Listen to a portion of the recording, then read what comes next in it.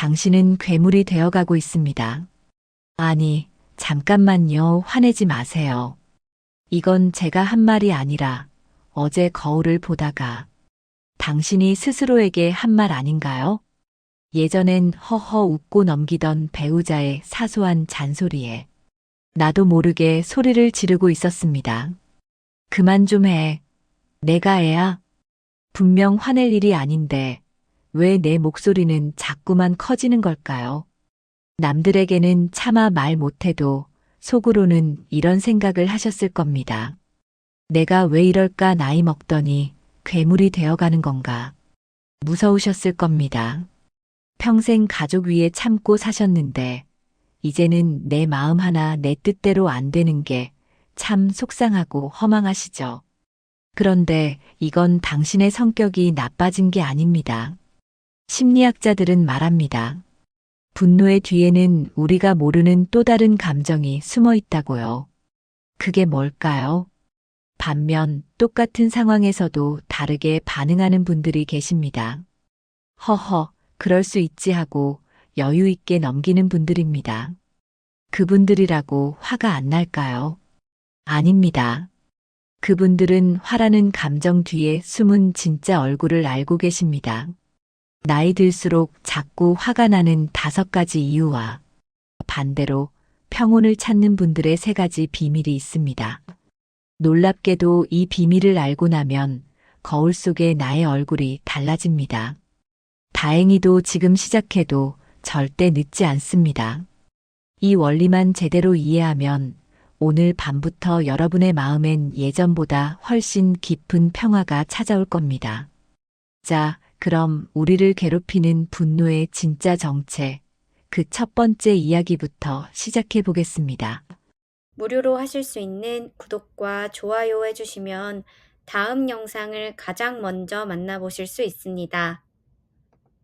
여기는 황금울림입니다. 마음 편히 쉬고 가세요. 첫 번째 무시당할 때 느끼는 고통.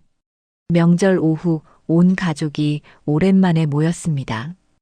67세 이정수 씨는 소파 한쪽에 조용히 앉았습니다. 자식들은 소파에 둘러앉아 열심히 육아 이야기, 회사 이야기로 한창이었습니다. 손주들은 그저 스마트폰만 들여다보았는데요. 그때 이정수 씨가 조심스럽게 말을 꺼냈습니다. 요즘 물가가 너무 올라서 말이야.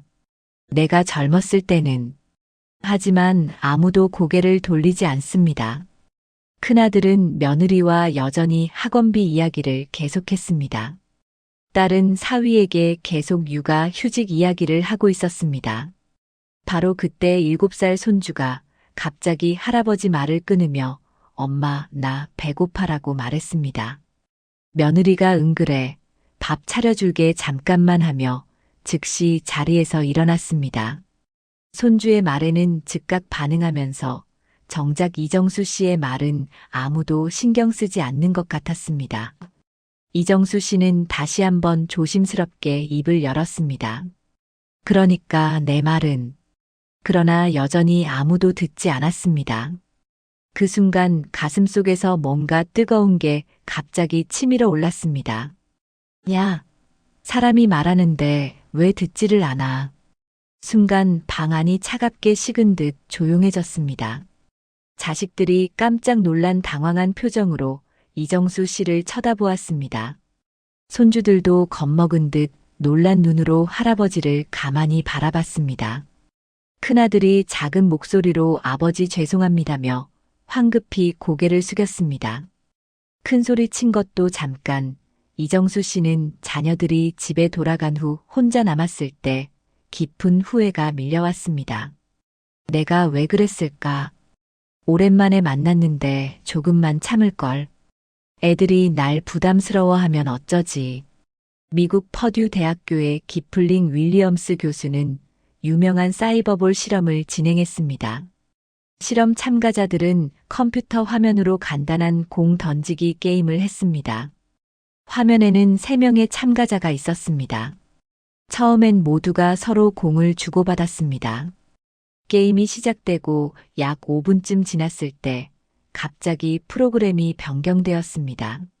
그러다 순식간에 다른 참가자들이 한 사람에게만 공을 주지 않는 방향으로 프로그램이 진행되었습니다. 나머지 2명은 그저 서로에게만 공을 던졌습니다. 소외된 참가자는 그저 멍하니 화면을 바라볼 수밖에 없었습니다. 결과는 실로 충격적이었습니다. 소외당한 사람의 뇌는 신체적 통증과 정확히 똑같은 고통 신호를 보냈습니다. MRI 촬영 결과 실제로 다쳤을 때와 정확히 같은 부위가 강하게 활성화되었습니다.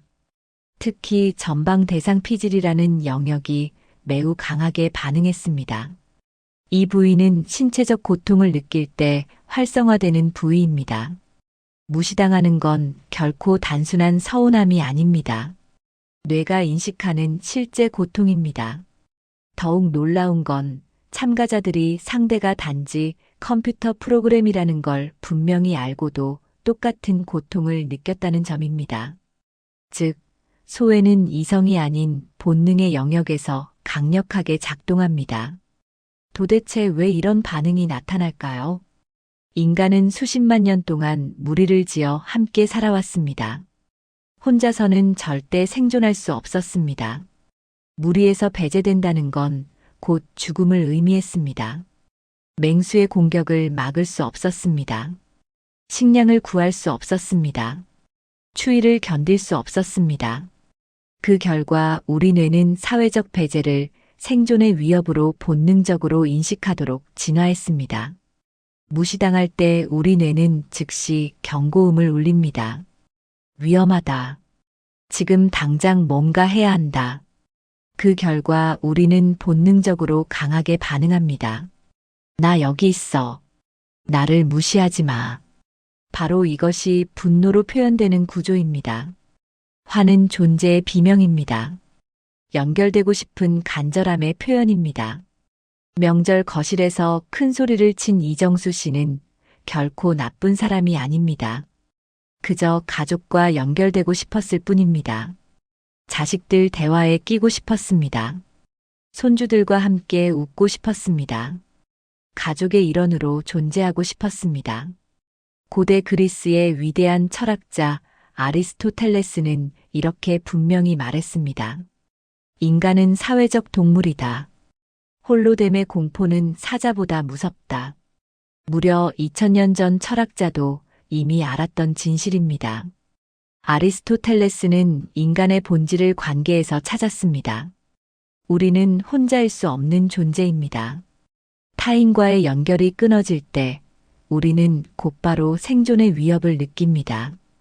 이건 현대 사회에서도 전혀 마찬가지입니다. 아무리 물질적으로 풍요로워도 사회적 고립은 우리를 완전히 무너뜨립니다. 미국 하버드 대학교의 75년간 성인 발달 연구는 이를 명확히 증명했습니다. 행복의 가장 큰 요인은 돈도 명예도 아닌 바로 좋은 관계였습니다. 우리가 화를 내는 이유는 정확히 여기에 있습니다. 관계가 끊어질까봐 너무 두려운 겁니다. 화를 낸 건 결코 나빠서가 아닙니다. 그저 여전히 사랑받고 싶었기 때문입니다. 가족의 일원으로 진심으로 인정받고 싶었기 때문입니다. 평생 가족을 위해 묵묵히 살아왔습니다. 자식들 학비를 대느라 허리띠를 졸랐습니다. 손주들 용돈을 주느라 본인 것은 아꼈습니다. 그런데 정작 본인의 말은 아무도 듣지 않습니다.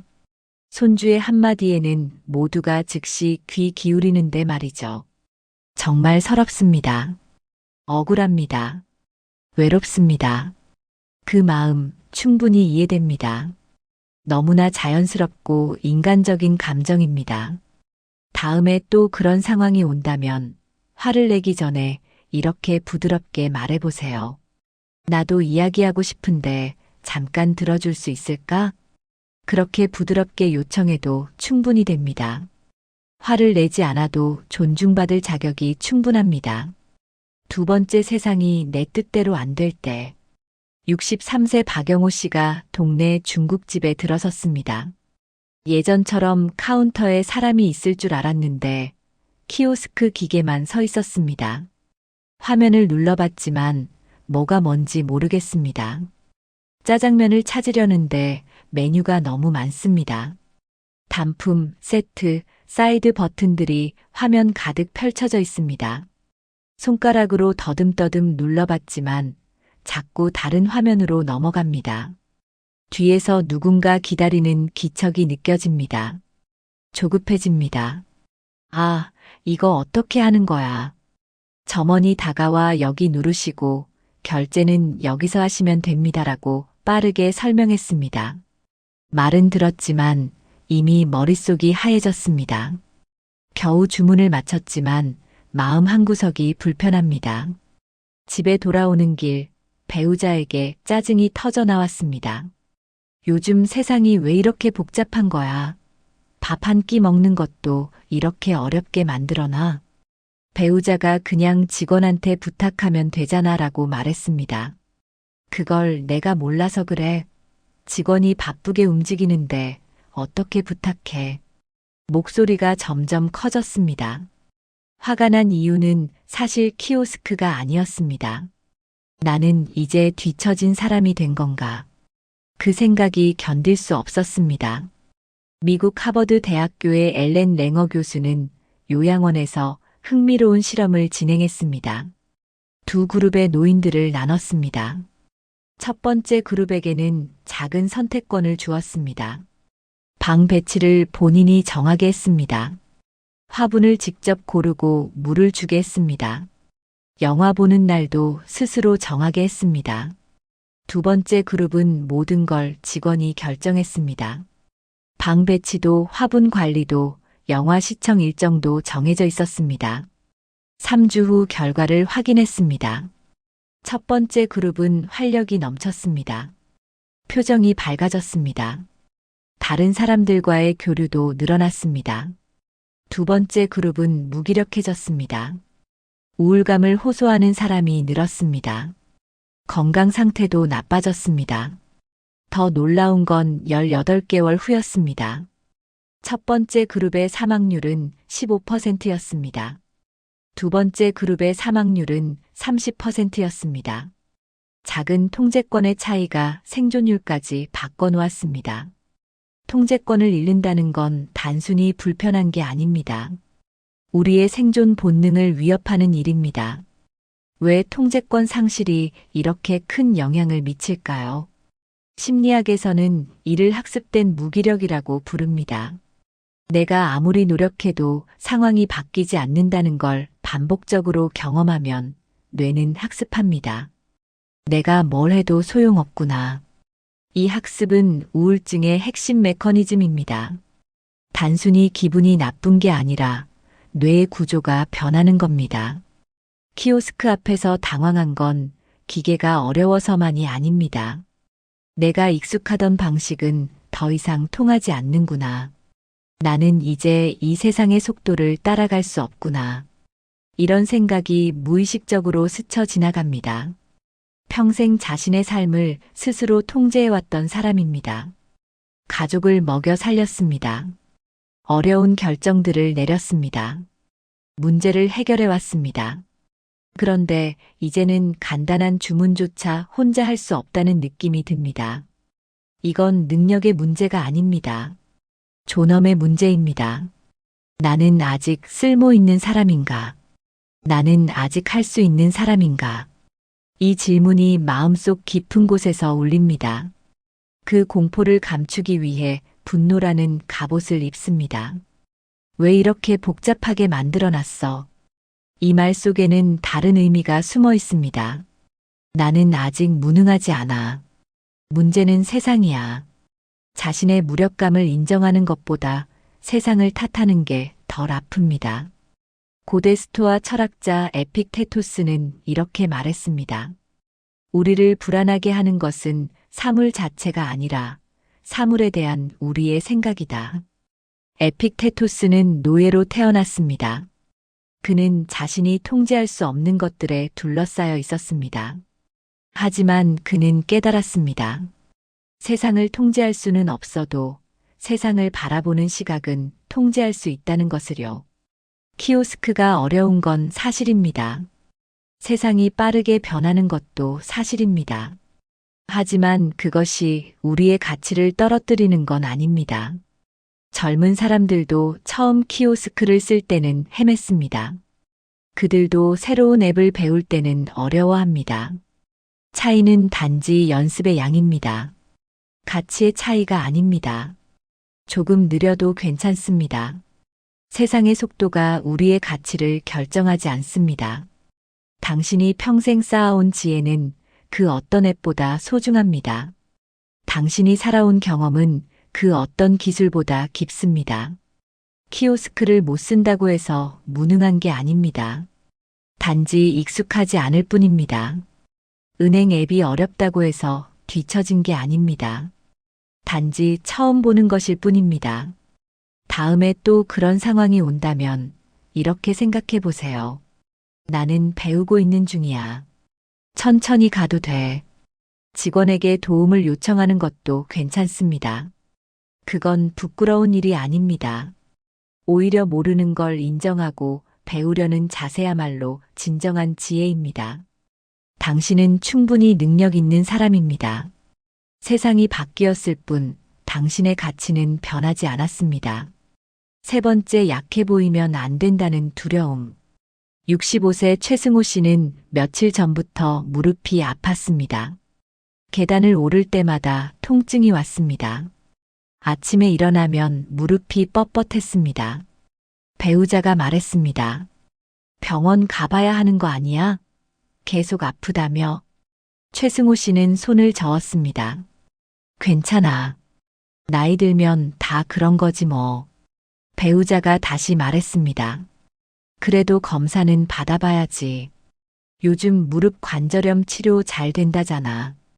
갑자기 목소리가 커졌습니다. 내가 뭘 안다고 그래. 내 몸은 내가 알아. 배우자가 놀란 표정으로 쳐다봤습니다. 최승호 씨도 자신이 왜 화를 냈는지 잘 모르겠습니다.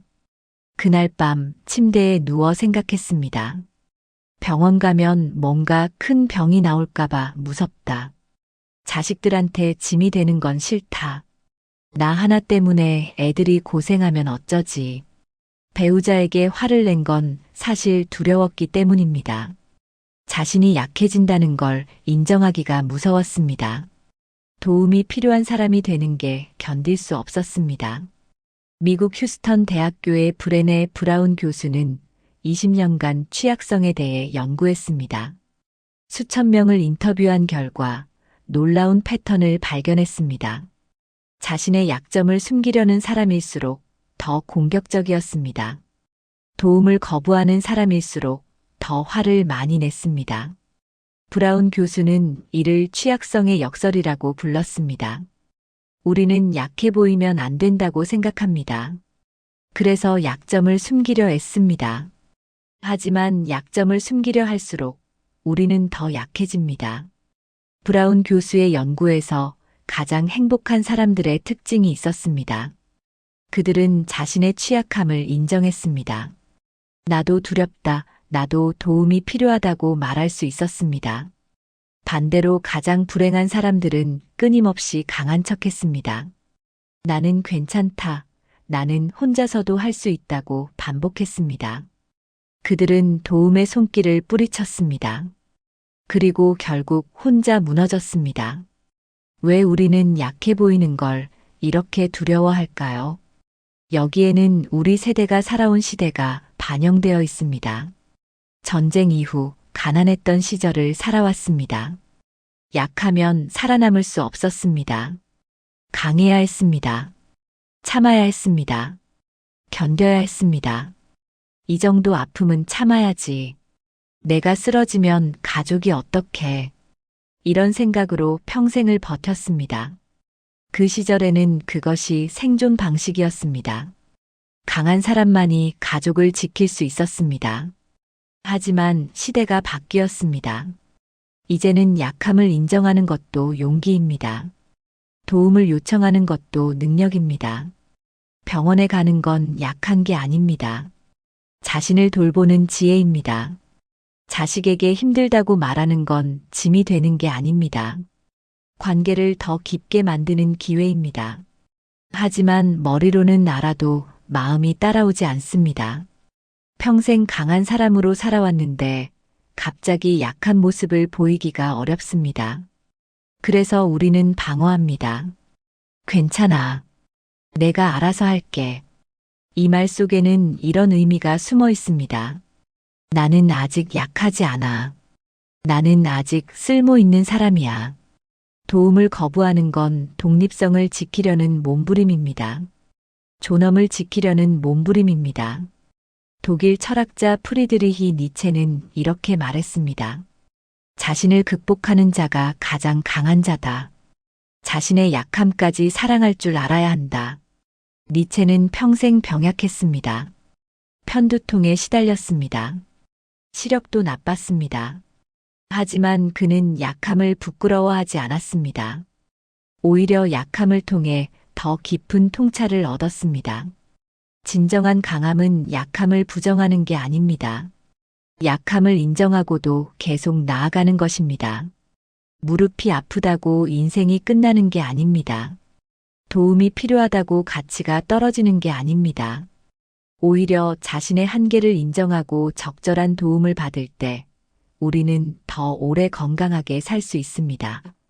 일본의 한 연구는 이를 증명했습니다. 도움을 거부하는 노인보다 도움을 받아들이는 노인이 더 오래 살았습니다. 더 행복했습니다. 더 활동적이었습니다. 도움을 받는 게 의존이 아니라 더 오래 독립적으로 살기 위한 전략이었던 겁니다. 가끔은 기대셔도 됩니다. 그건 무능함이 아닙니다. 그건 짐이 되는 것도 아닙니다. 오히려 가족에게 사랑할 기회를 주는 것입니다. 당신이 평생 가족을 돌봤듯이 이제는 가족이 당신을 돌볼 차례입니다. 무릎이 아파서 병원 가고 싶은데 같이 가줄 수 있어? 이렇게 말하는 게 어색할 수 있습니다. 하지만 이건 솔직함입니다. 자식들은 부담스러워하지 않습니다. 오히려 고마워합니다. 부모님이 나를 믿고 의지해 주시는구나. 이렇게 생각합니다. 당신이 도움을 요청할 때 자식들은 비로소 제대로 된 어른이 됩니다. 평생 받기만 했던 사랑을 돌려줄 기회를 얻습니다. 약함을 인정하는 건 용기입니다. 도움을 요청하는 건 지혜입니다. 당신은 여전히 강한 사람입니다. 다만 이제는 혼자가 아닌 함께 강한 사람이 되는 것뿐입니다. 네 번째, 인정받지 못한 희생의 무게. 69세 김순자 씨는 며느리와 함께 장을 보고 있었습니다. 며느리가 과일 코너에서 딸기 한 팩을 집었습니다. 가격표를 보니 2만 원이었습니다. 김순자 씨가 말했습니다. 딸기가 왜 이렇게 비싸? 이거 하나에 2만 원이나 해? 며느리가 웃으며 말했습니다. 요즘 과일값이 다 비싸요. 애들이 좋아하니까 사야죠, 뭐. 그 순간 김순자 씨의 표정이 차갑게 굳었습니다. 애들이 좋아하면 다 사줘? 요즘 애들은 고생을 안 해봤으니 몰라서 그런가 봐. 며느리가 당황한 표정으로 쳐다봤습니다. 김순자 씨는 말을 멈출 수 없었습니다. 내가 너희 아빠 만났을 때는 말이야. 딸기는커녕 과일 구경도 못했어. 명절 때나 사과 하나 먹으면 그게 다였지. 그래도 우리는 감사하며 살았어. 요즘 애들은 너무 쉽게 살아. 며느리가 조용히 딸기를 카트에 담았습니다. 분위기가 어색해졌습니다. 집에 돌아온 후 김순자 씨는 혼자 생각했습니다. 내가 왜 그랬을까? 며느리가 번 돈으로 사는 건데 내가 왜 저렇게 말했을까? 하지만 마음 한구석에는 여전히 억울함이 남아 있었습니다. 나는 평생 아껴가며 살았는데 요즘 애들은 너무 쉽게 쓰는 것 같아. 내 희생은 아무도 모르는 것 같아. 행동경제학에 유명한 실험이 있습니다. 최후 통첩 게임입니다. 두 사람이 짝을 이룹니다. 한 사람에게 10만 원을 줍니다. 이 사람은 상대에게 얼마를 줄지 결정합니다. 1만 원을 줄 수도 있고 5만 원을 줄 수도 있습니다. 상대는 두 가지 선택을 할 수 있습니다. 받아들이거나 거부하거나. 받아들이면 둘 다 돈을 가집니다. 거부하면 둘 다 한 푼도 못 받습니다. 합리적으로 생각하면 1만 원이라도 받는 게 이득입니다. 안 받으면 영원이니까요. 하지만 실험 결과는 달랐습니다. 제한이 3만 원 이하면 대부분 거부했습니다. 자신도 손해를 보면서까지 상대를 응징했습니다. 불공정하다면 차라리 함께 망하는 게 낫다. 이것이 인간의 심리입니다.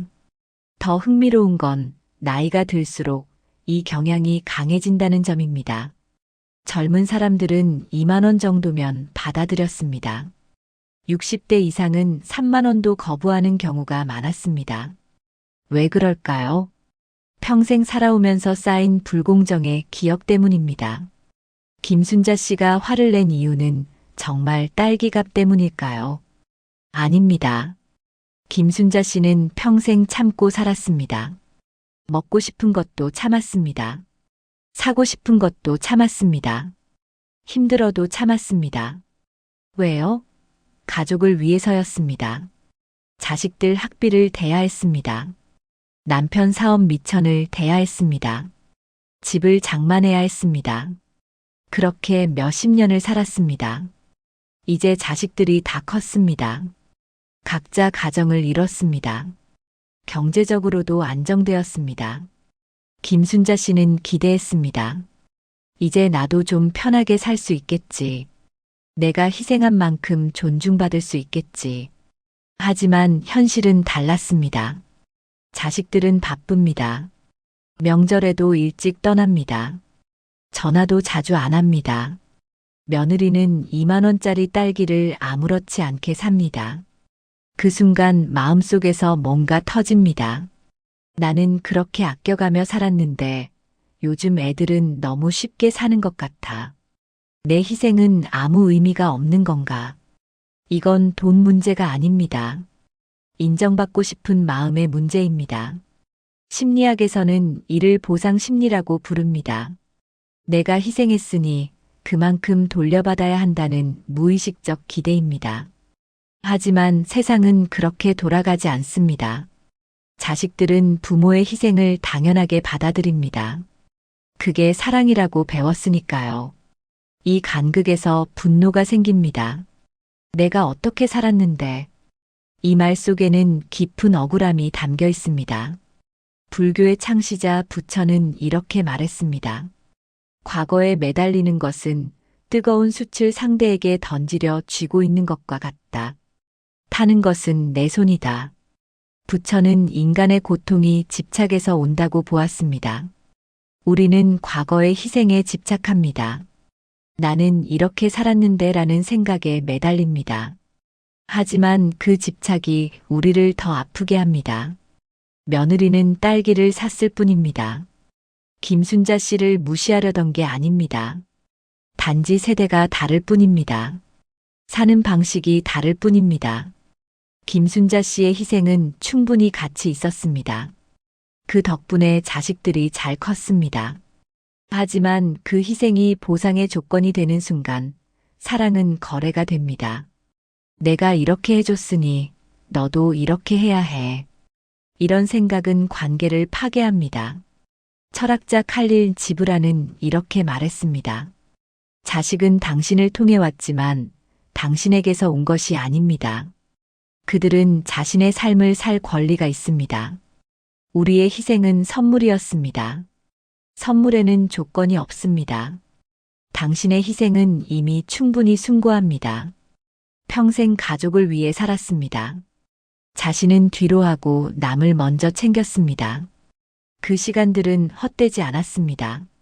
자식들이 지금 행복하게 사는 이유는 당신 덕분입니다. 손주들이 웃으며 자라는 이유는 당신이 닦아놓은 토대 덕분입니다. 그것만으로도 충분합니다. 남의 인정이 없어도 당신의 삶은 빛납니다. 며느리가 딸기를 사는 걸 보며 억울해하지 않아도 됩니다. 그건 당신의 희생을 무시하는 게 아닙니다. 단지 세대가 다른 것뿐입니다. 오히려 이렇게 생각해 보세요. 내 덕분에 우리 가족은 딸기를 편하게 살 수 있게 됐구나. 내가 닦아놓은 길 덕분이야. 과거의 희생을 내려놓으세요. 그 무거운 짐을 놓으세요. 당신은 이미 충분히 해냈습니다. 이제는 당신 자신을 위해 살아도 됩니다. 다음에 또 그런 마음이 들 때 이렇게 말해보세요. 나도 참 열심히 살았지. 잘했어, 나. 스스로에게 인정을 주세요. 다른 사람의 인정을 기다리지 마세요. 당신은 그 자체로 충분히 존귀한 사람입니다. 5번째, 고독보다 무서운 침묵. 71세 장인수 씨는 오늘도 혼자입니다. 아침에 일어나 혼자 밥을 먹었습니다. 설거지를 하고 거실로 나왔습니다. 텅 빈 거실에 혼자 앉아 있습니다. TV를 켰습니다. 뉴스가 나옵니다.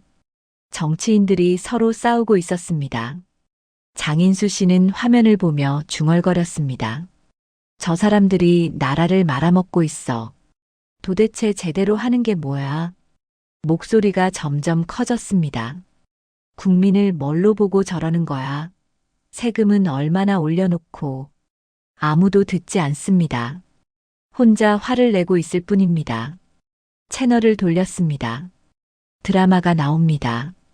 등장인물들이 말도 안 되는 행동을 합니다. 어휴, 저게 말이 돼? 요즘 드라마는 왜 저 모양이야? 다시 욕설이 튀어나옵니다. 저녁이 되었습니다. 배우자가 집에 돌아왔습니다. 오늘 동네 모임 어땠어? 장인수 씨가 퉁명스럽게 대답했습니다. 그냥 그랬어. 별거 없어. 배우자가 다시 물었습니다. 저녁은 뭐 먹을까? 아무거나. 난 상관없어. 짜증 섞인 목소리였습니다. 배우자는 더 이상 말을 걸지 않았습니다. 밤이 되어 침대에 누웠습니다. 장인수 씨는 생각했습니다. 내가 왜 이렇게 화가 많아졌을까? 예전엔 이러지 않았는데. 하지만 진짜 이유는 알고 있었습니다. 너무 조용합니다. 너무 외롭습니다. 그 고독이 견딜 수 없이 무섭습니다. 화를 내는 게 그 적막함보다는 덜 아팠습니다. 미국 버지니아 대학교의 티모시 윌슨 교수는 놀라운 실험을 진행했습니다. 실험 참가자들을 조용한 방에 혼자 앉게 했습니다. 6분에서 15분 동안 아무것도 하지 말고 생각만 하라고 했습니다. 단 한 가지 선택권을 주었습니다. 버튼을 누르면 가벼운 전기 충격을 받을 수 있습니다. 미리 체험해서 불쾌하다는 걸 알고 있었습니다. 결과는 충격적이었습니다.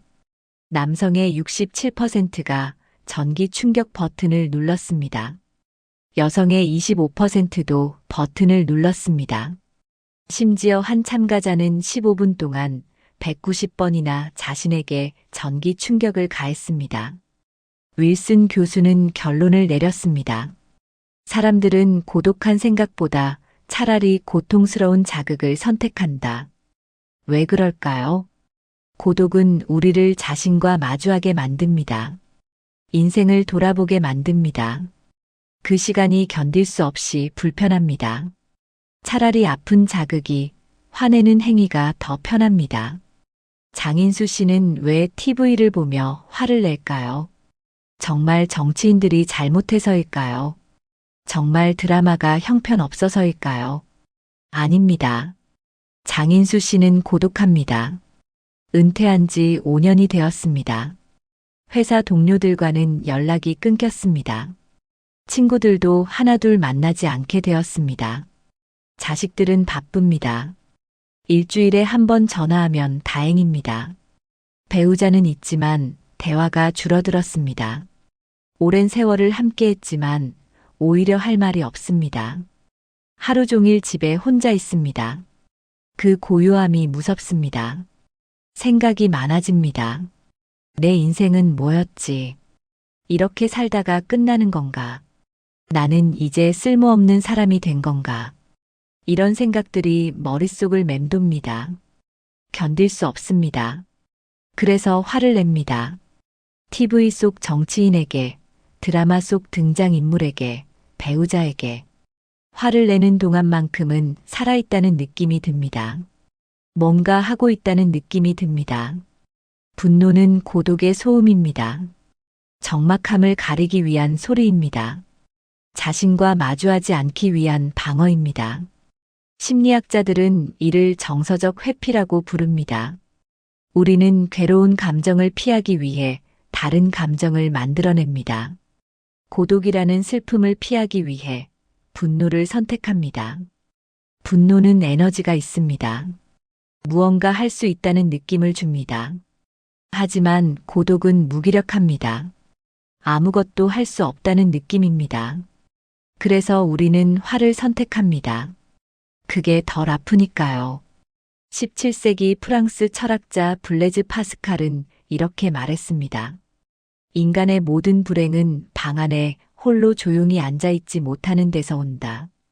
파스칼은 인간의 본질을 꿰뚫었습니다. 우리는 자신과 마주하는 것을 두려워합니다. 그래서 끊임없이 무언가로 채우려 합니다. 과거에는 일로 채웠습니다. 가족으로 채웠습니다. 바쁘게 살았습니다. 하지만 이제는 할 일이 줄었습니다. 가족도 멀어졌습니다. 시간이 많아졌습니다. 그 빈 시간을 어떻게 채울까요? TV를 보며 화를 냅니다. 뉴스에 욕을 합니다. 배우자에게 짜증을 냅니다. 하지만 파스칼은 말합니다. 진정한 평화는 고독을 받아들일 때 온다고. 혼자 있는 시간을 견딜 수 있을 때 비로소 자유로워진다고. 물론 쉽지 않습니다. 평생 바쁘게 살다가 갑자기 멈추면 불안합니다. 하지만 그 불안을 견뎌낼 때 새로운 평온이 찾아옵니다. 화라는 소음 대신 조용한 평온함과 먼저 친구가 되어보세요. 처음에는 어색할 겁니다. 고요함이 무서울 겁니다. 하지만 천천히 익숙해질 수 있습니다. TV를 끄고 창밖을 바라보세요. 새소리가 들립니다. 바람 소리가 들립니다. 차 한 잔을 천천히 마셔보세요. 따뜻함이 느껴집니다. 향기가 퍼집니다. 산책을 나가보세요. 동네 공원을 걸어보세요. 나무들이 계절마다 다른 모습을 보여줍니다. 고독은 외로움이 아닙니다. 고독은 나 자신과 만나는 시간입니다. 평생 남을 위해 살았습니다. 이제는 나를 위해 살 시간입니다. 화를 내지 않아도 괜찮습니다. 조용히 있어도 괜찮습니다. 당신의 존재는 시끄러워야만 의미 있는 게 아닙니다. 고요한 당신도 충분히 아름답습니다. 다음에 또 적막함이 무서워질 때 이렇게 말해보세요. 이 고요함도 나의 일부야. 천천히 받아들여보자. 화라는 갑옷을 벗으세요. 평온이라는 옷을 입어보세요. 그게 진짜 당신입니다. 여기까지 우리는 5가지 이유를 살펴봤습니다. 인정받고 싶은 마음, 통제권을 잃는 두려움, 약해 보이기 싫은 방어, 보상받지 못한 억울함, 고독을 가리는 소음. 이 모든 것이 화라는 옷을 입고 나타났습니다. 하지만 이제 우리는 압니다. 화는 나쁜 성격이 아니라 마음이 보내는 신호였다는 것을요. 그렇다면 이제 질문을 바꿔봅시다. 왜 나는 화가 많을까? 가 아니라 어떻게 하면 평온할 수 있을까? 똑같은 나이를 살면서도 화내지 않는 분들이 있습니다. 그분들은 특별한 사람일까요? 전혀 아닙니다. 단지 3가지의 비밀을 알고 계실 뿐 우리와 다르지 않습니다. 그렇다면 지금부터 그 3가지 비밀이 무엇인지 하나씩 풀어가겠습니다. 6번째, 배움이 주는 설렘. 73세 정미숙 씨는 요즘 유난히 바쁩니다. 어느 날 손주가 할머니, 이거 뭐야? 라며 스마트폰으로 뭔가를 신기하게 보여줬습니다. 짧은 영상이었습니다. 이게 숏폼이라는 거래요. 요즘 다들 이거 봐요. 정미숙 씨는 문득 궁금했습니다. 나도 만들 수 있어?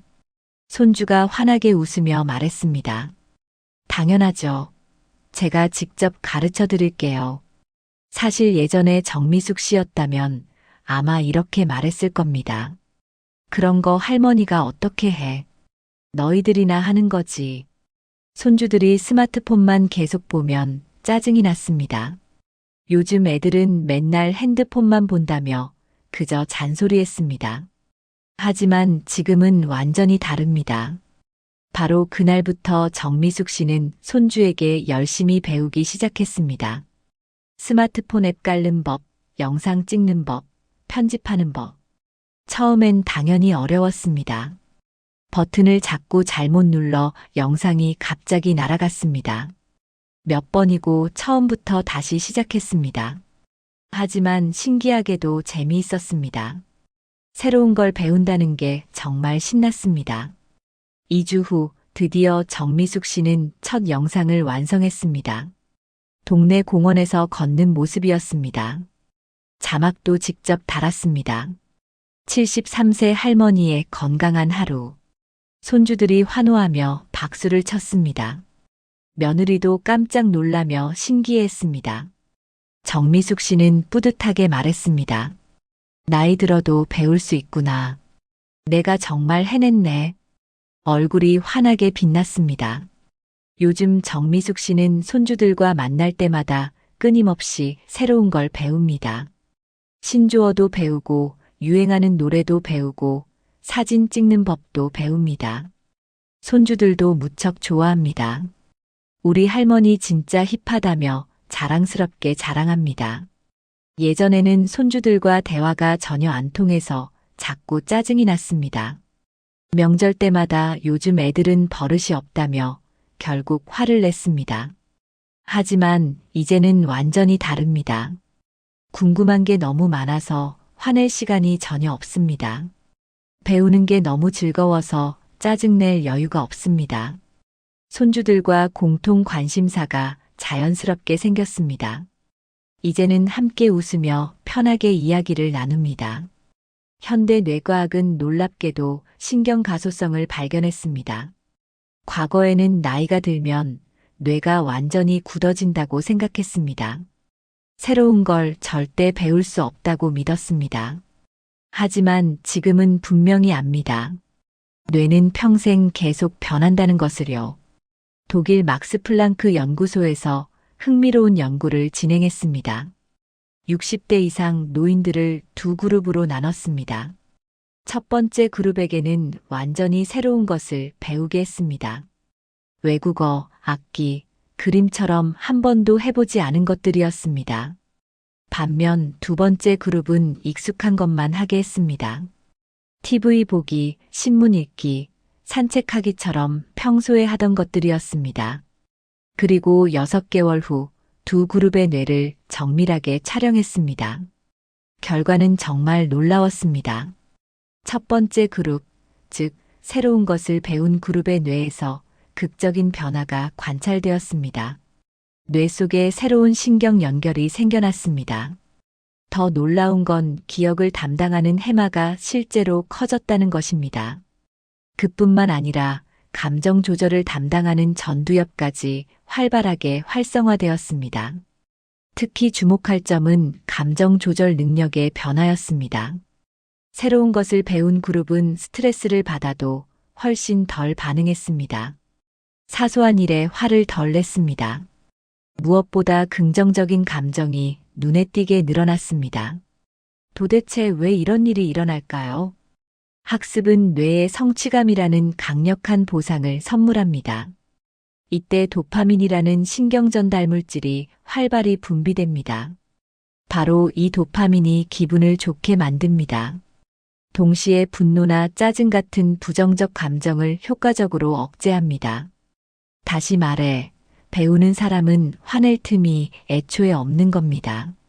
정미숙 씨는 무엇이 달랐을까요? 키오스크 앞에서 화를 냈던 박영호 씨와 비교해 봅시다. 박영호 씨는 이렇게 생각했습니다. 나는 이제 완전히 뒤처진 사람이야. 반면 정미숙 씨는 이렇게 생각했습니다. 나도 배울 수 있어. 이 작은 차이가 모든 것을 완전히 바꿨습니다. 박영호 씨에게 세상은 통제할 수 없는 곳이었습니다.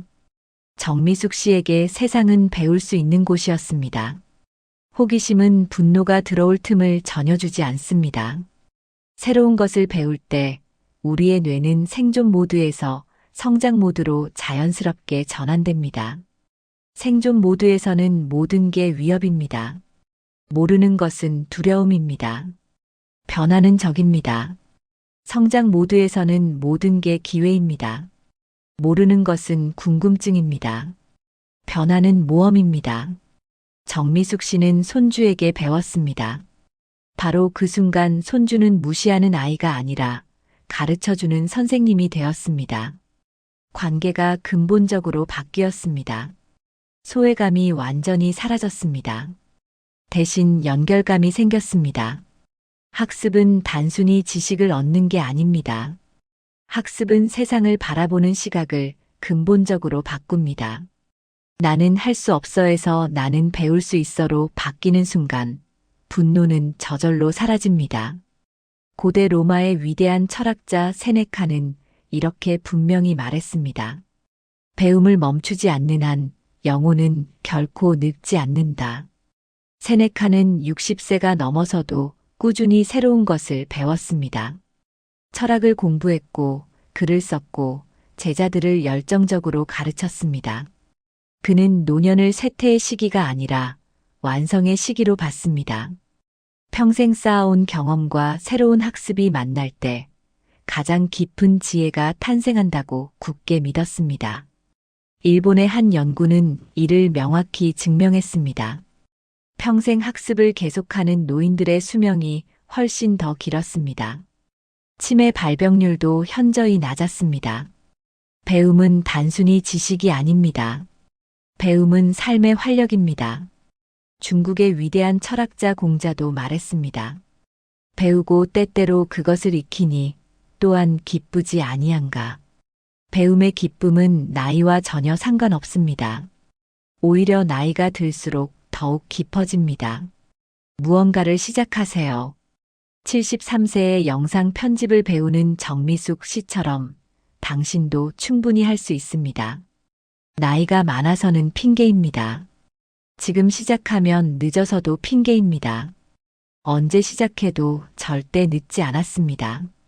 배우고 싶었던 악기를 배우세요. 그림을 그리세요. 외국어를 공부하세요. 손주에게 배우세요. 유튜브를 보며 배우세요. 동네 문화센터에 가세요. 처음엔 당연히 서툴 겁니다. 실수할 겁니다. 느릴 겁니다. 괜찮습니다. 그게 배움입니다. 배우는 과정 자체가 즐거움입니다. 조금씩 나아지는 자신을 보는 게 기쁨입니다. 배우는 사람은 늙지 않습니다. 배우는 사람은 화낼 시간이 없습니다. 궁금한 게 많아서, 신기한 게 많아서 하루가 모자랍니다. 무언가를 시작하는 당신은 세상 그 어떤 청년보다 에너지가 넘치고 아름답습니다. 오늘, 지금 무엇을 배워볼까요? 7번째, 적당한 거리가 주는 평온. 68세 한 명의 씨는 아들 부부와 따로 삽니다. 차로 20분 거리에 살지만 매일 만나지는 않습니다. 오늘은 며느리에게서 전화가 왔습니다. 어머니, 요즘 애가 밤에 잠을 안 자서 너무 힘들어요. 어떡하죠? 예전에 한 명의 씨였다면 이렇게 말했을 겁니다. 내가 가서 봐줄까? 내가 너무 힘들겠다. 내가 가면 되지. 그리고 며느리 집에 가서 손주를 돌봤을 겁니다. 며칠씩 머물렀을 겁니다. 하지만 지금은 다릅니다. 한 명의 씨는 차분히 말했습니다. 그거 참 힘들겠다. 나도 내 남편 키울 때 그랬어. 밤에 잠 못 자면 정말 지치지. 며느리가 한숨을 쉬었습니다. 맞아요. 낮에는 괜찮은데 밤만 되면 힘들어요. 한 명의 씨가 말했습니다. 너희 둘이서 방법을 찾아봐. 요즘은 육아 정보도 많고 인터넷 조금만 찾아봐도 많이 나온다며. 너희라면 잘할 수 있을 거야. 며느리가 잠시 침묵했다가 말했습니다. 네, 알겠어요. 남편이랑 상의해 볼게요. 전화를 끊고 한명희 씨는 생각했습니다. 예전 같았으면 당장 달려갔을 텐데. 이제는 참는 법을 배웠네. 며칠 후 며느리가 다시 전화했습니다.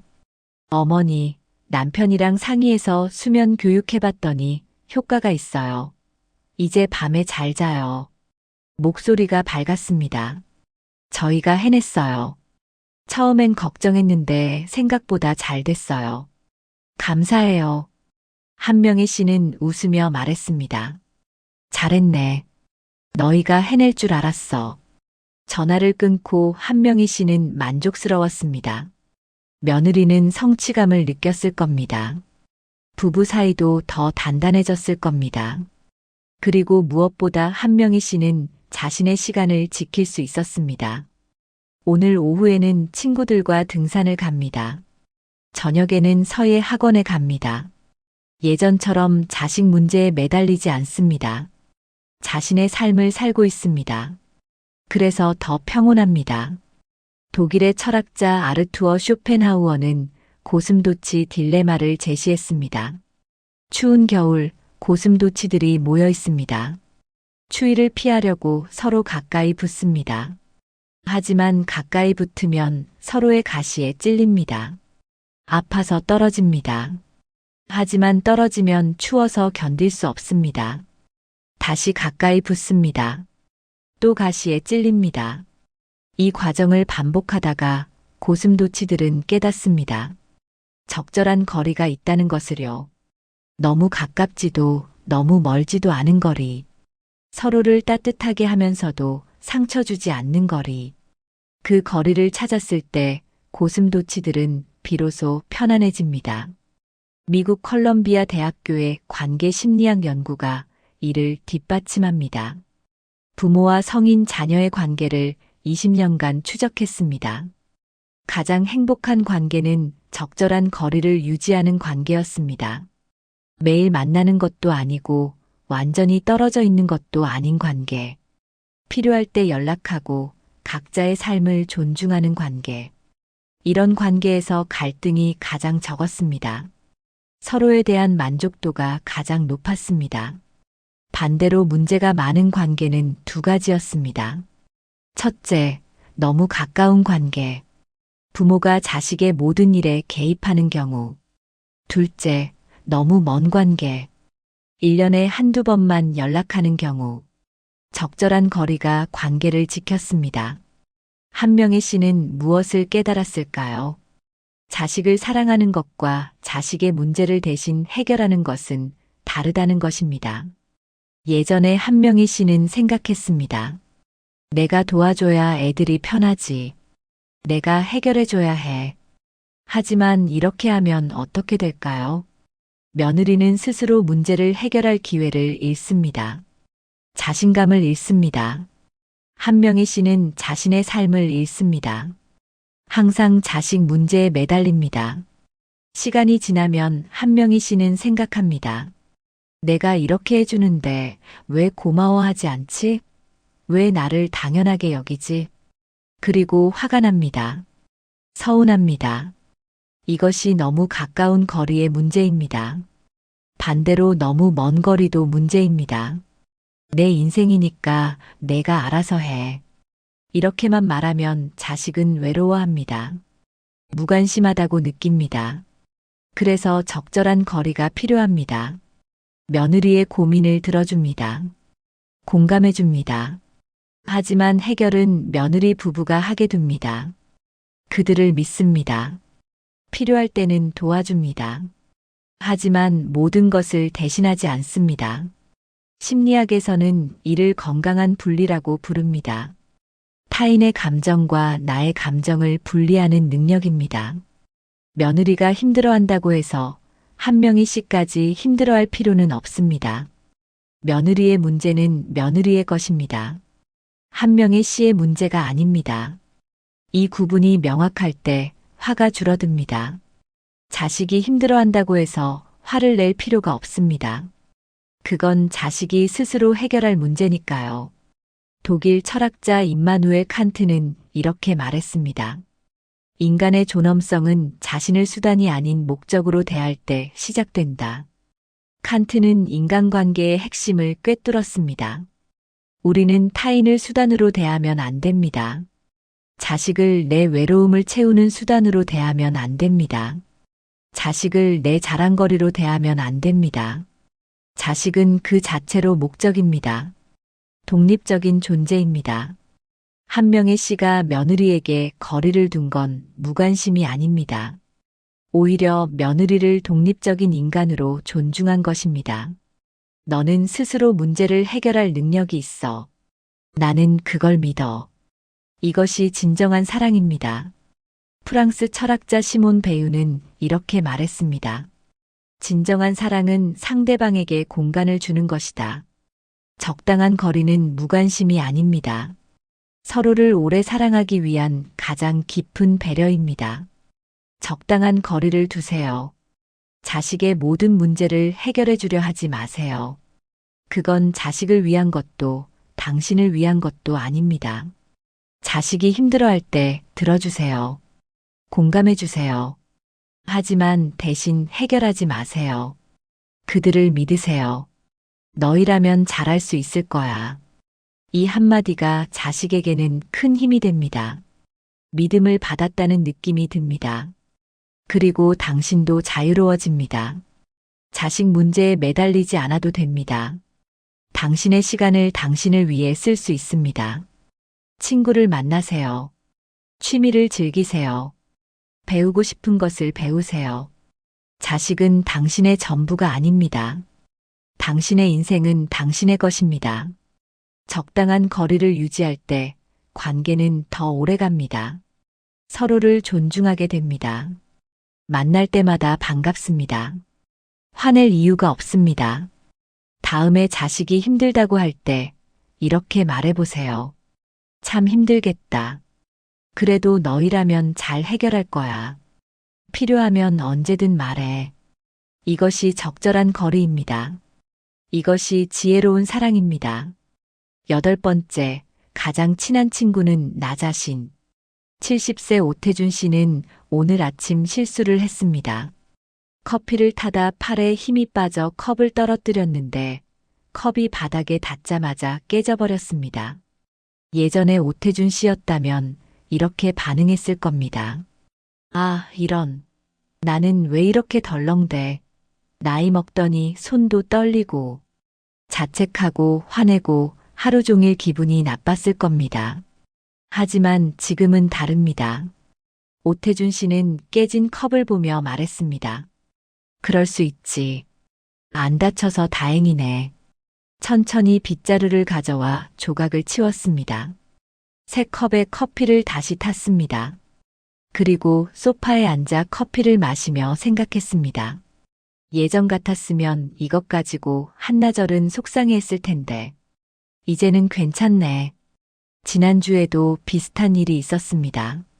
이런 적이 한 번도 없었는데 은행에 갔다가 비밀번호를 잊어버린 겁니다. 결국 3번이나 틀려버렸지 뭡니까?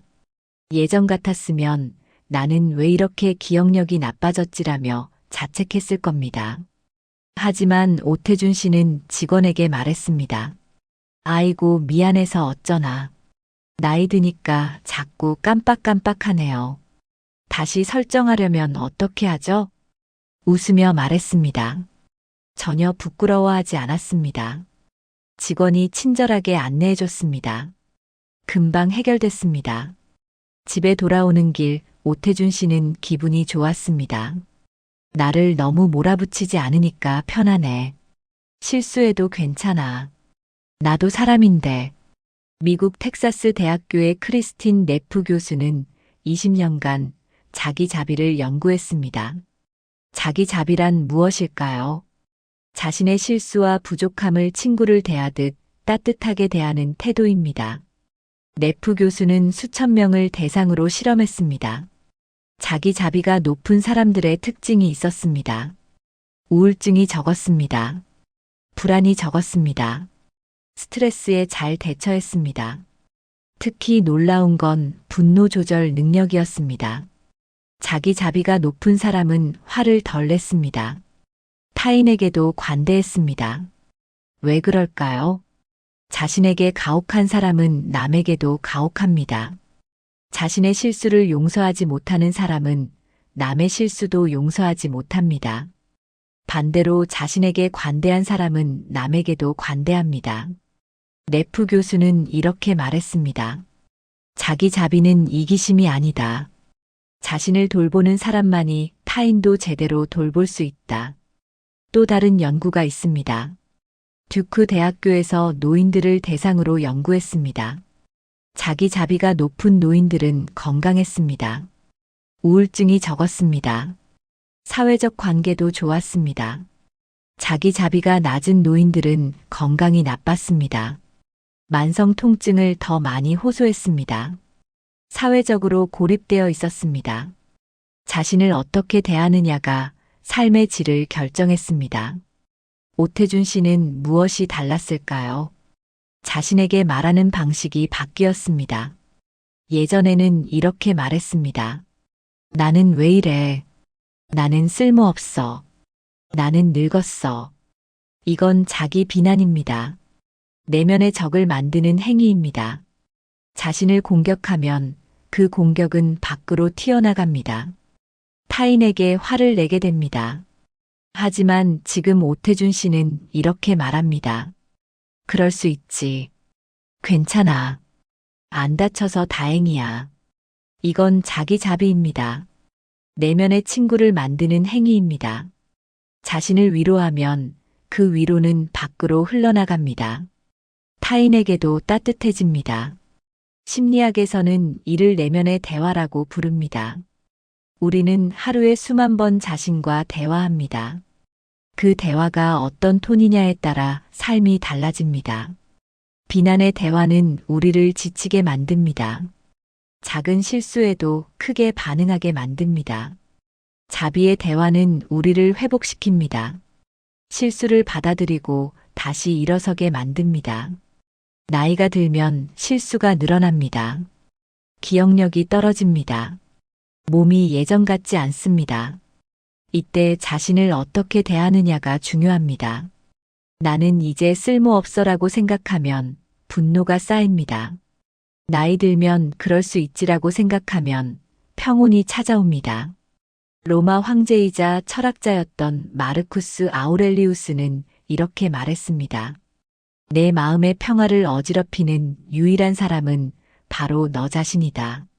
아우렐리우스는 제국을 다스리면서도 매일 명상하고 일기를 썼습니다.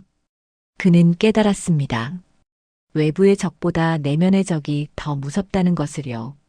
자기 비난, 자기 혐오, 자기 학대. 이것들이 진짜 적입니다. 아우렐리우스는 자신에게 이렇게 말했습니다.